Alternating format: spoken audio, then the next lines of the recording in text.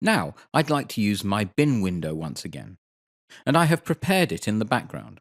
When I now press the B key to call up the bin window, then it is shown here in the top left-hand corner, as I had already positioned it there. So that it is integrated in my workspace, I have to create some space for it. If you remember, I can move a window, for example the preview window, separately from the other windows by pressing the Shift key and using the mouse. If I now let go of the Shift key, it locks into position on the side. Now I can arrange everything independently of each other. As mentioned, I have positioned the bin window in this position on purpose, so that when I use the right-click function to call up the context menu, then I can call up further functions. And so that I can read them, it is more practical when the bin window is located temporarily here. If I scroll through my root folder, towards the bottom we will see some new clips. And these have the T symbol here. And so, with this, I can see that they are titles. These are the test titles that we created in the previous lesson. We can see that although I have removed them from the timeline, a link to them is created here in the bin. And they stay here for the minute, for the individual clips.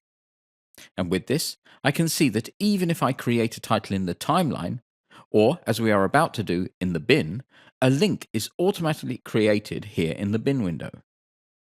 If I no longer require a title, such as the titles here in this instance, then I can obviously remove them by marking them, and then, using the right mouse button, I can choose Delete, and these items are removed from the bin. However, the titles themselves will remain in the project folder. I can of course select the delete file function, in which case the title data is removed from my hard drive. In such cases where I am certain that I no longer need the material, then I should consequently remove these bits of data so that my project folder is not filled up with unnecessary files. So in this case, I will select with the left mouse the link, choose delete file, and then I get the warning message asking if I really want to delete this data. At this point, I could return by choosing no, or I could confirm with the yes, in which case the titles are removed once and for all. One thing I certainly don't want when creating further titles is that they are created here in the root folder. And so the next thing I will do is to create a new folder for my titles. I will do this by clicking with the right mouse button in the root folder and then choosing New Folder.